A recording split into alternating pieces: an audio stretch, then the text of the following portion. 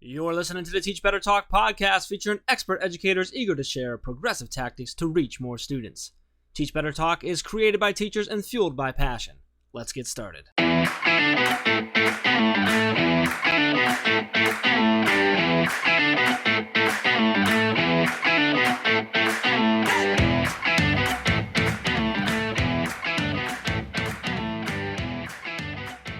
Hey everyone, welcome to episode 223 of Teach Better Talk podcast. My name is Ray Hewer, and as always, I am with my hysterical co-host, Mr. Jeffrey Gargis. How are you, Jeff?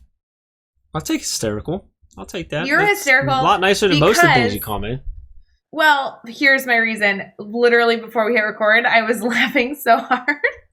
Guys, listeners, you have to know this. Listeners, have you ever played that game where they give you cards and you have to read it? And the more you read it, the sentence comes through.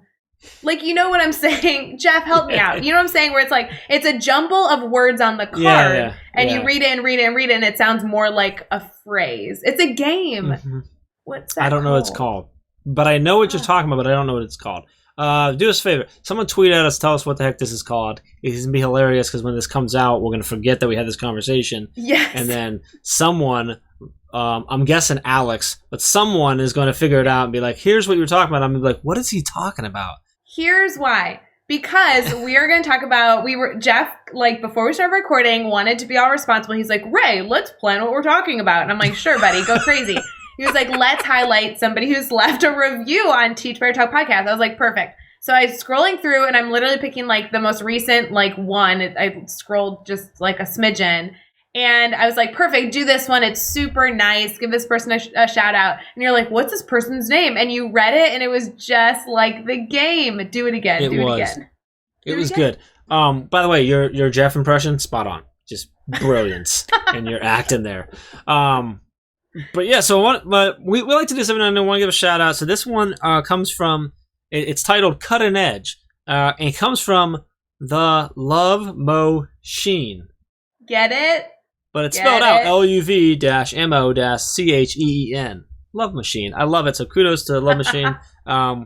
Thanks for giving us a 5-star review, but also good name. Nice job. Super good name. The review says, the Teach Better Talk podcast has some of the most cutting-edge educators as guests who share their knowledge and wisdom about what's happening in education today, allowing listeners, who are often teachers and educators themselves, to gain practical knowledge and action steps they can implement in their teaching practice directly after listening.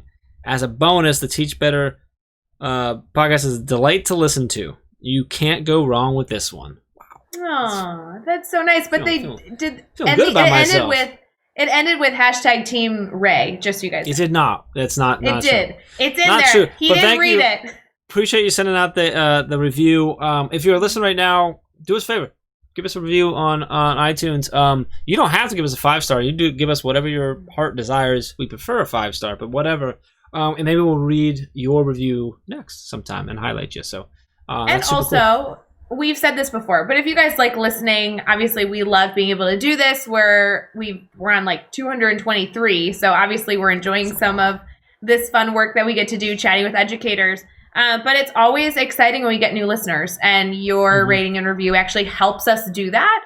And so when I actually learned that, then the podcast I listened to, I'm like, oh my gosh, I need to go write them a rating and review because it serves a purpose beyond just me being like, oh yeah, you guys are awesome, but it actually serves a purpose to support other educators and kind of have this mindset of being better together. So I appreciate you guys. Yeah, and what it brings us up, so we're more likely to be found, which means if you do believe that this is providing any value at all by allowing us to be found more and helping us be found more, you're helping other educators, which is what we're all trying to do. So I love it.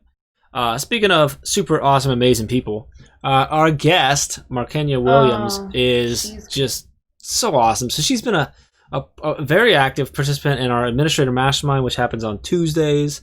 We have them both at 9 a.m. Eastern time and 7 p.m. Eastern time. Markenya is normally with us in the 7 p.m. She is been in education for 15 years. She's had a whole bunch of different positions throughout her career. More recently has switched and shifted to doing consultant work. And I'm really excited about that and seeing where she goes and how she grows and just what she's going to be able to do to provide to even more educators and more schools at this point. But super passionate just about the work she does. I really enjoy her story of how she got into education, that education found her and when she got and stuff. So I'm really excited for you to listen to that and share that. I think so much of Markenya, so I'm super excited for this. Ray, anything you want listeners to pay attention to? Well, I mean, obviously they should pay attention to the whole thing. That's a dumb way of asking that question. I love that she's a Chicago girl, so yes. Just further connection. She's in the right time zone over with me versus Jeff's weird East whatever. I do want to say, though, Jeff, I love that she joins the mastermind. That group, I don't mean to get on a tangent here, but that group started because we were providing so much support for teachers that we wanted to just provide an outlet to support administrators because they're educators as well. And it's grown so beautifully. Like, we were doing this, like once a month or every other week? Now we're doing it every single week, twice a day on Tuesdays. And guys, these are busy, beautiful conversations of people coming together and talking shop. I know I don't get to jump into all of them, but gosh, I love the space that they've created there. And it's totally about the people that are there. Yes. Not about what we're doing. Like, we just have a Zoom link. Like, that's all the Teach Better team does. We don't need to be there, like, honestly. No. Like, it's... No, I mean, what's really... Go ahead. It's just... No, I was going to say, I just think it's really great that people actively choose to come together. And in my mind, it's just this beautiful way to start and end your day. I think that's great. It is, and I think what's one of the funnest things for us is that we originally started doing the 2 times on Tuesdays. We're like, we didn't know which time would be best, and we kind of wanted to test them out. And then, like, very quickly, Dave's like, we're just going to keep 2 times. We may have to do a 3rd one. And I'm like, hey, that's good. It's awesome. It's growing so well. And what's so cool about it is both of those times, there's such families, but when you get there, if you're a first timer, you wouldn't even realize that you were the first timer or that any of these other people were there forever because it's so welcoming and stuff. So really cool. So that's over at teachbetter.com/mastermind. Little impromptu mention of that. Thanks to Markenya. And can I just throw in, guys, if you're listening to this and you're like, maybe, go register because the link stays the same. So even if you can't pop in for another, like, 2 months, like, if you're like, Jeff, Ray, I'm so busy, like, don't worry. Just get in there, get the link. That way, if you so happen to, like, get your freed up schedule, like, awesome, pop in. It's super easy. So anyway, sorry to side tangent. I think it was perfect. That was a good way to go. And with all of that, let's get into episode 223 with Dr. Markenya Williams. All right, we'll be right back with that episode, but I do want to make sure that you know that you should be listening to all the podcasts, a part of the Teach Better Podcast Network. Yes, Teach Better Talk is a fun one, and we really appreciate that you have subscribed and hopefully rated and reviewed this podcast. But we also have other podcasts that we have the opportunity to highlight over in our podcast network. Head over to teachbetter.com/podcast to see the full list.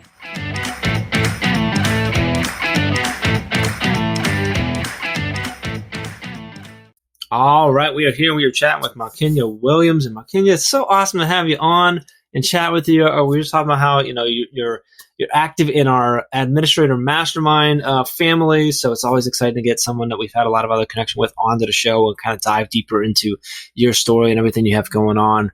But before we get too far into things, how are you feeling right now? I'm feeling good. I think most of my anxiety is just around, the election and the pandemic, obviously. But I think once all of that sort of subsides in the next 7 days or so, I think I'll be a little less anxious. But other than that, life is good. Happy to be here with you and Ray. Just excited about tonight.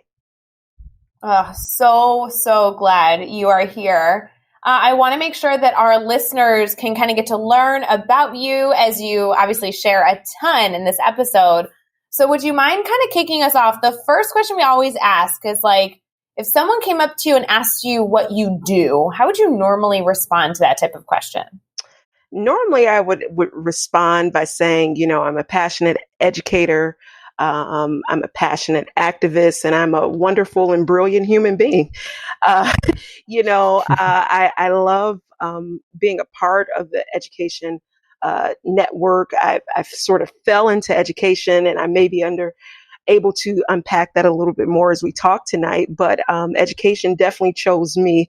It was not my first career option, but I'm so glad that I said yes. So that would be the short answer for that question. All right, now I got to ask. I'm going to have you unpack it right now for us. Okay. So, education was not your first choice. What was, and then how did you get to education? So my first choice, I actually was pursuing pediatric nursing. Okay. I had an aunt who was a nurse. I've always loved children. I've always had a connection with children. And so my first job, actually, when I was a senior in high school, I was an intern in the labor and delivery section of a hospital across the street from my school. And I was the person who gave the kids their first bath. And so I just fell in love with that profession. And usually the kids would be there a few days. I was in a community. I'm from Chicago. So I was working in the Inglewood community. So a lot of the kids were drug or alcohol babies who were often going into the foster care system. And so I would, sort of have a relationship with them over, maybe 10 to 15 days because they would be there. And so I would grow attached to them. And so I just thought I wanted to continue that path into nursing. And chemistry and I didn't get along. So I took a few chemistry courses and just was not meeting the bar for meeting the requirement to get into nursing school.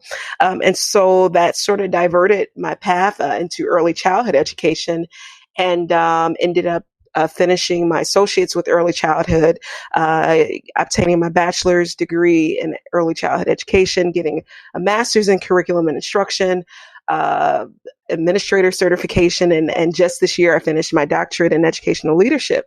And so I just have no regrets about the journey. I wouldn't have chosen the journey myself, but I'm so glad that the journey chose me. And you started off looking to be a nurse and you ended up being a doctor. Yes. Look at that. Exactly. A little different path. Yeah, a little different path. I love that story though. Just like, so many people could have put such a negative input in, like that chemistry just wasn't your thing, right? Mm-hmm. But you look back at that and say, no, it was somewhere where I struggled, but it led me here. Like that was just, I love that the education chose you. I'm glad you said yes too. So that's a good thing. Yes. I do want to dive into this, and this is one of my favorite questions when we talk about a failure and what we learn from our failure. So can you share a story with us about a time that you've had a failure? Kind of take us there with you. What happened? How did you overcome that? And what did you take away from that experience? That's a very interesting question, because I think, as humans, we're not prone to talk about our failures. We often try to, change it into where we were the hero or we, succeeded. But I think for me, the best answer would be, early in my career, I tried to just do it all. I was new to the school environment, and I was just so passionate about the children and about education, and often I would overextend myself. And so, that old saying, jack of all trades, master of none. And so early on, I just found myself just, stretching myself really thin, and then, missing, some deadlines, missing, some correspondence that I needed to return. And so while those don't appear as major failures, it did limit me in the impact that I could have had if I had just chosen to do a few things well versus, trying to do everything okay. So that would probably be an area that I would highlight, that I had that encounter early on. And so, I was grateful to have had mentors and to have had people throughout my life that just have dropped into my life at key moments to sort of help me, navigate the rough edges that I may have had, at different moments in my life, and always having somebody that I can talk to show me a better way. And so I was fortunate to have administrators who just saw the passion that I had, and also saw that, I needed some real strategies with learning when to say no and when to say yes, and how to balance that. And so I'm just so grateful for those people who have been placed in my life strategically along the way to just help me just learn that balancing act. Great advice. Just in lesson learned there of figuring out and understanding your capacity and what you can and cannot do. And I think also the importance of having mentors and people around you that can to help guide you and help get you there. So I really appreciate that. Let's flip it around now. Mm-hmm. Let's talk about a success that you've had. This could be something big or something small, but tell us what happened. Why was it a success for you? And then what did you take away from that experience? Again, I like that question. And I probably will answer it in a broad way, only because it's been a reoccurring success for me. And I think it also helped me overcome my failures, which has always been my capacity to create relationships, great relationships that would complement me along my journey and also would add value to those that I was have been in relationships with. And so that happened for me probably a little later in my life, early 20s. I was a little shy in my adolescent years and my teenage years. I, always sort of had people around, but a lot of my relationships were, more surface, and I just had a lot of acquaintances. And toward my or during my late teens, early 20s, I wanted to improve, with the depth of my relationships. And so that was something that I worked on. I was intentional about, making sure I reached out to those that I cared about, letting them know why I care for them and how they were making an impact in my life. And so I just spent time nurturing my relationships, professional relationships, personal relationships.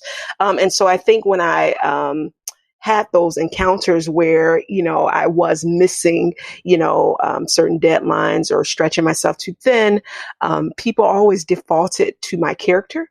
And so they knew that I was just not blowing off events, or my character was someone that was loyal, someone that was trustworthy. And so in those moments where, there was some things that I just needed to fix, my character always showed up because I invested in my relationship. So I think overall, that would be one of the greatest success that I'm so proud of. And even to this day, just knowing what relationships to nurture and what relationships, may even that season may have passed forward. So just being able to gauge that. Oh, I love that you're using your ability to build relationships with others and have people really get to know your character as a success, because holy moly, is that a success that people never talk about? So yeah. I'm so thrilled that you went that way, because if you're listening right now and you're thinking about yeah, I really try and be a great person as often as possible, and I like to be helpful and, foster the relationships I have in my life, you're succeeding every day. What a great, beautiful way to think of that. Thank you. And it took time, again, relationships take work, and especially in our field, we have to be so many things for so many people. And often the people closest to us suffer, so if we've had a stressful day at work, we may come home and be a little agitated. We may be a little short tempered with, our close family, just because the weight of the job, or our various roles. And so, I really had to learn, how to balance it, by, letting go and maximizing small things, even if I wanted to do something bigger. And so, Ray, that really, it has taken work, and I'm not perfect in it, but, I try to keep my word. I try to show up, and if I'm not going to be there 100%, I just won't engage in whatever it is. And so that has just been a part of my character. And I try to just keep that as in the forefront of all of my commitments. So yes. Love that. No, it's so important. So if you had to identify kind of what's keeping you excited right now about education, what's fueling your fire in everything that you're doing, what would that be? Honestly, I'm so excited about the inclusion and equity work that is being done nationally, and if not globally, when we turn on the news, there are just, you know, overall, people are saying it's time for change in various settings and various atmosphere, and especially in the education world. And so that is something that I am extremely excited about because I am passionate about that. I often tell people about my experience, my K-12 experience was very, sort of unorthodox, if you will. I didn't grow up in the public school environment. I lost my father when I was 7 years old. And so I was raised by a mother. And I don't want to say a single parent because it really does take a village to raise a child. And so I was fortunate to have a network. But my mom was the only parent that raised my brother and I. And so she was adamant about us, being able to be literate. And she grew up in the inner city of Chicago. We were living in public housing up until I was about 7 years old. We moved a lot. My mom finally bought her first home when I was 12 years old. But between 7 and 12, we had a lot of instability. And so that came with us occasionally living with other people, sometimes even, having to spend a night or two in our car, living in motels, and all of that. But we were always at school and tuition was always paid. And so when I came into the public school environment, I said, wow, this is what my mom was shielding me from. I just saw the major deficits with inner city kids not being literate. And I became relentless as a classroom teacher, ensuring that my children were able to leave reading. I was an early childhood teacher. And so for most of my teaching career, I taught preschool students. And, over the 6-7 years that I taught, every year I had a average of 85% of my preschool students leaving reading. And I was very transparent with parents. I taught in the Inglewood community. I said, I can't, assure you of what your child will get after me. But I do want to give them enough foundational skills that even if they get, a subpar teacher, a subpar experience, that they have enough from me to build upon. And so we can ensure their literacy. And I would always give them strategies to work on at home. And so I was really passionate about neighborhood schools being strong. Yes, I'm grateful for the charter and the magnets and all of that. But my focus has always been on having strong neighborhood schools. Although I am grateful that my mom, made the sacrifice to put us through public education. Through private education. I don't believe that parents should have to make that extreme sacrifice, not in America. And so my focus has always been around equitable resources, inclusive settings. And so I'm just so grateful that now the world is turning their eye toward that. I love that. No, I couldn't agree more. And I'm so glad that you took the time to highlight that is exciting, because it's extremely exciting that this is work that is being done. I know that you've offered a lot of advice so far, so I feel a little silly, but I'm going to ask you this question anyway, because I just think that we can always use more advice. So if you had to pick one piece of advice, whether this be for a new teacher or any educator listening, what type of advice would you like to leave our listeners with? Wow, you're limiting it to one, or can I give more than one? I know. Well, you know what? You play the game however you want. You've already shared so much. You do whatever you want. I'm not going to cut you off. That's for sure. Okay. I think I could answer it probably in 3 pieces of advice, and they sort of complement each other. The main piece of advice that I would offer would be is to observe the school culture and build relationships.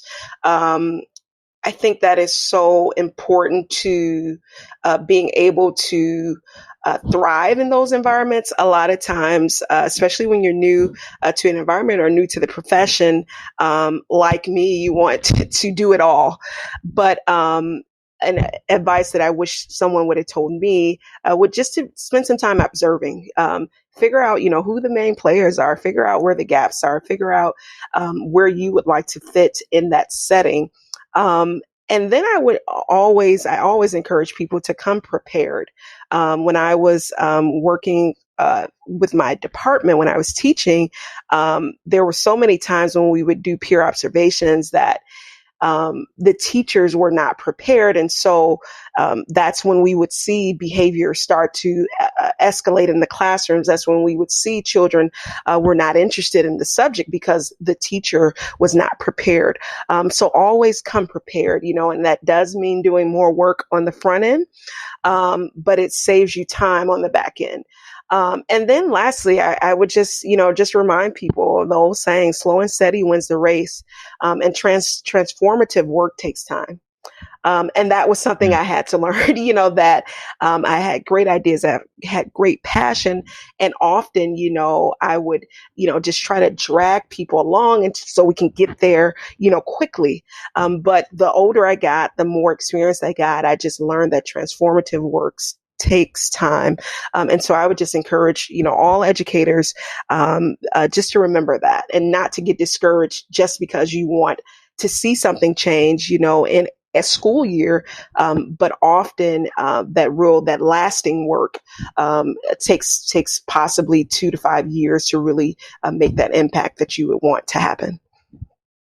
Transformative work takes time. That is such a good quote, piece of advice there. I love that.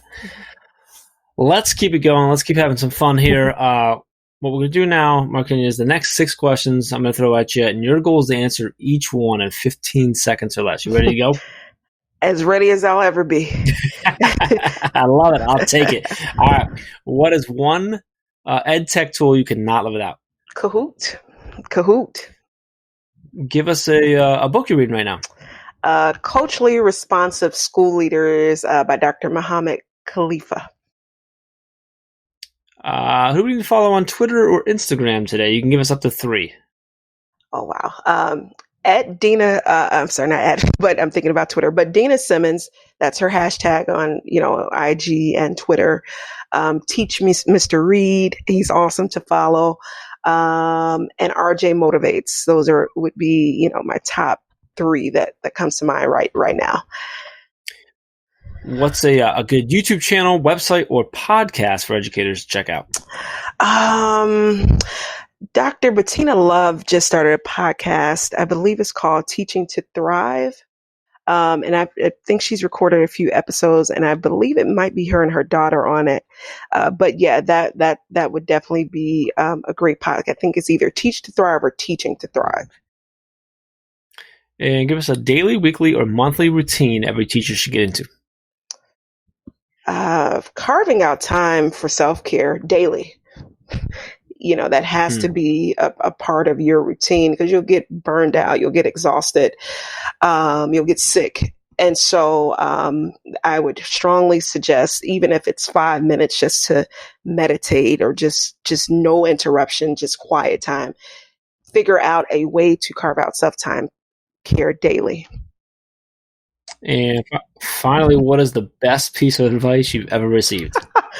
Probably from one of my very first administrators. I loved him. He retired.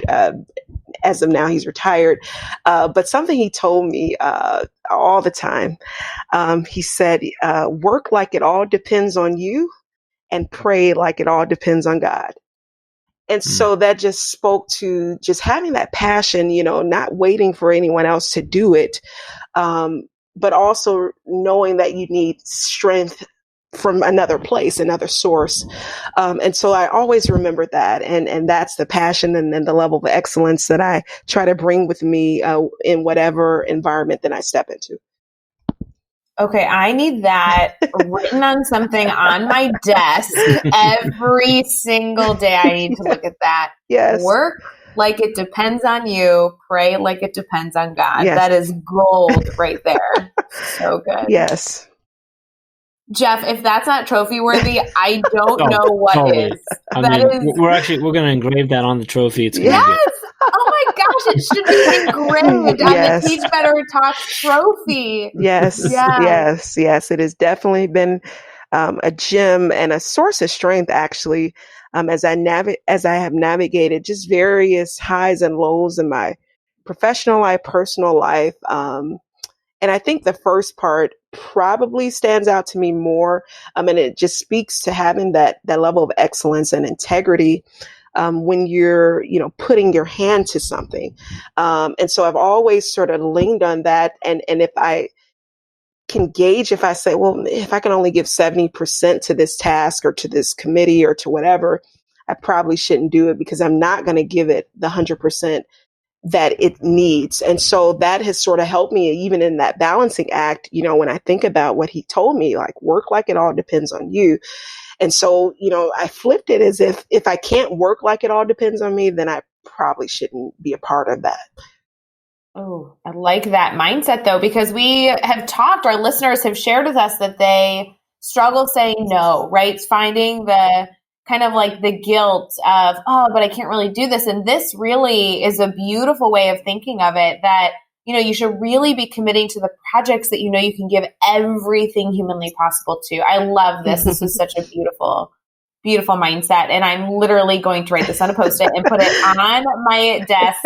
So just wait for me to take a photo of that on my Instagram and Twitter. Absolutely. Absolutely. I love it. Well, I want to make sure our listeners can stay connected to you. Do you mind sharing your Twitter and Facebook, Instagram, maybe your website, kind of how everyone can stay connected? Absolutely. So my hashtag on Twitter is at Markenya W, Markenya W. My Facebook page is my first and last name, Markenya Williams. Instagram, same thing, Markenya Williams. I do have a website under my consulting company, which is the Panacea Consulting Firm.com. So those are just some of the ways to reach me. I have a YouTube channel, but it's not live yet, but it will be under my name, Dr. Markenya L. Williams. So that will be launching at the beginning of the 2021 year. Awesome. And you can find all the links and all the resources and everything we talked about in this episode over at teachbetter.com, as well as the really important links for connecting with Markenya and keeping the conversation going. So head over to teachbetter.com and the show notes for all of that. Be sure to hit subscribe so you don't miss any of the upcoming episodes. And if you can give us a rating and review, we'd really, really appreciate that as well. And let's keep taking this one step further. Think of just 3 of your colleagues who need to hear these amazing stories and connect with these amazing educators. And just share this podcast with them. Yes. Markenya, this was awesome. I was so excited to have you on. You did not disappoint. I'm so excited for people to hear just all the awesomeness that you embody and connect with you and continue to learn and grow with you. And just really appreciate you coming on and giving us some of your time. Thank you. Thank you all for having me. Thank you for the great work that you are doing. And I'm just so happy to be a part of the network. And thanks for having me. And with that, until next time, let's get out there. Let's teach better.